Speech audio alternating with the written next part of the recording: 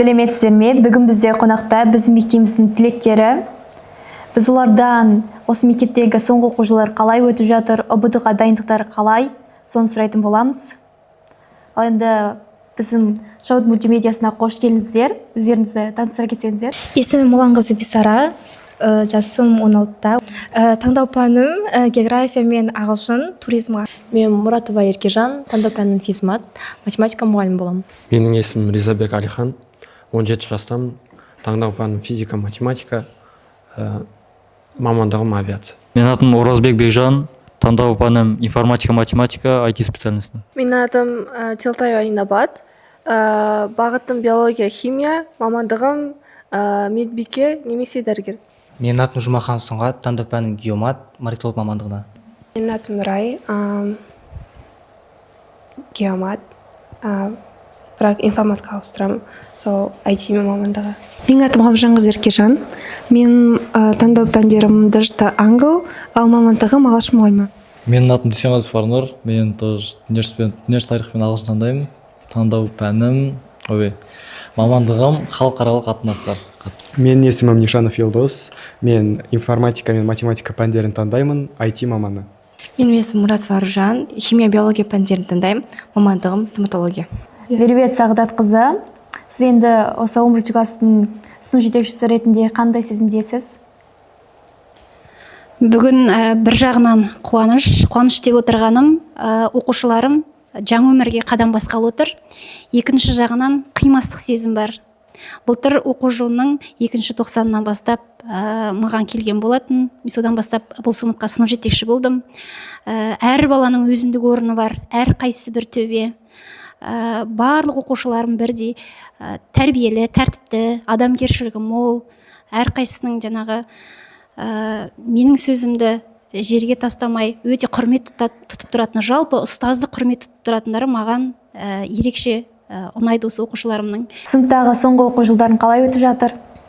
Жалпы жақсы, дайындықта жақсы өтіп жатыр, және бұл соңғы жыл болған соң біраз қобалжып тұрмыз, қимаймыз бір-бірімізді. Осы 1,5 жыл болса да бәріміз жақын дос болдық, бәрі бір-бірімізге ыстық, жылы, және бәріміз сағынады деп ойлаймын бір-бірін. Сенен сұрайын. Неге халықаралық қатынастарды таңдадың? Өйткені мен IELTS жазып тастадым, және таңдасалым сол. Қанша алдың? Международный отношения дегенді ұнайды маған. Елдер, басқа елдердің сорының, заттарын, тарихын оқып, сол маған қызық болады. Күшті.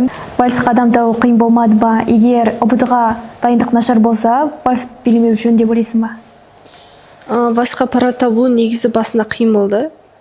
Өйткені көп ұлдар келіспей жатты, 10 сыныптан, біздің сыныптан да көбісі билемейміз дегеннен кейіннен келістіріп көндіруге тырыстық.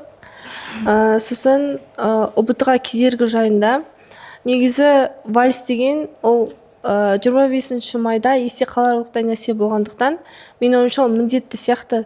Ол қызығы да сол 11 сыныптың. ОБД жайында келсек, ол осы уақытқа дейін дайындалу керек нәрсе болғандықтан соңғы қоңырауда ешқандай кедергі болмау керек деп есептеймін. Обуртикаста сабаққа әлде ОБД-ға қайсына көп көңіл бөлу керек? Екеуінде қараса, екеуінде ешқандай айырмашылық жоқ. Өйткені екеуінде де сен білім аласың, және де ОБД-ға да дайындаласың.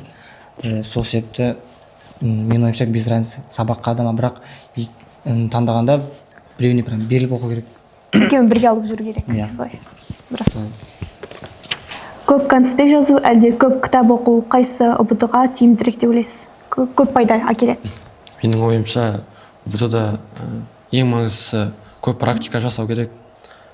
Себебі практиканың көп болса, сен результатында жақсы болады деп санаймын.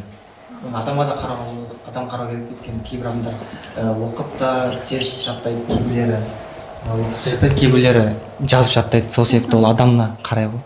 Өздерің қалаған мамандыққа түсу, әлде атанан қалаған мамандыққа түсу, қайсы жөн деп ойлайсыңдар?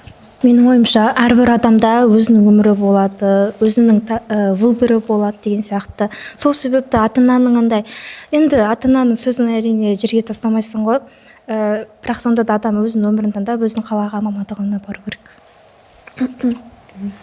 ұбт-ға дайындалардың алдында қандай пәннен бастау керек және қашан бастау керек? Мен ойымша ұбт-ға дайындықты 10 сыныптың басынан бастау керек. Мен бірақ өзім дайындықты 11 сыныптан бастадым. Егер де уақытта артқа қайтаруға болатын болса, мен 10 сыныптан бастар едім. Ең 10 сыныпта сол тарих, матсауаттылық деген сияқты пәндерден дайындалып, тарихты 100% біліп алып, и 11 сыныпта соны ұмытпайтындай қайталап тест жазып отырса, ал 11 сыныпта полностью таңдау пәніне көңіл аударған жөн деп ойлаймын. ұбт-да жоғары балл алу үшін қандай лайфхактарды қолдануға болады, қалай дайындалу керек? ұбт-да жалпы таңдаған пәнге байланысты, егер де ауызша пән болса, көбірек кітап оқып, және де тест шешкен дұрыс, және де күніне уақытты жоспарлау керек. 4 пәнге бірдей көңіл бөлу керек. Бір күнде мысалы 4 пәнге де көңіл бөлінбесе, ертеңде бір пәнде көбірек нәтиже болып, керісінше қалған пәндер түсіп қалуы мүмкін. Әсіресе негізгі пәндер, біреу есеп пән болса, онда онымен көбірек жұмыс жасау керек. Практика дейді ғой, соны көбірек жасау керек. Ал ауызша пәндер болса, көбірек оқу керек, мәтінмен жұмыс жасау керек деген сияқты. Тарихтан міндетті болғандықтан, одан көбінесе квиз және де даталар жаттаған дұрыс, бірақ оны жаттаған кезде де түсініп, алдын ала тақырыптарды бекітіп алу керек. Біздің мектепте Flex бағдарламасымен бір жыл оқып келген оқушы бар. Осы бір жылдың ішінде сен қандай тәжірибе алдың Америкада? Қандай сезімде болдың? Мен ойымша Америкада бірінші уақытта қиын болды, бірақ содан соң үйренісіп кеттің бе? Иә, үйреніп кеттім. Және адамдар өте ашық болды. Әрдайым көмектесуге ашық болды. Қандай штаттарға бардың, қай жерге қыдырдың? Мен өз ата-анамен көп штаттарға бардым. Мен қасымда штаттарды. Өзім Массачусетс штатында тұрдым, Бостонның қасында.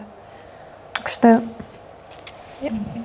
Ал енді сіз осы 10 класс бітіретін оқушыларға қандай бағыт-бағдар бересіз болашаққа?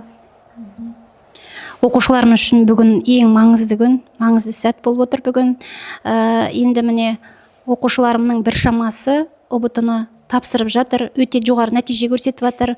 Алдағы уақытта да екінші ұбт-ларынан өте жақсы балл алсын деген ниеттемін, тілектеспін.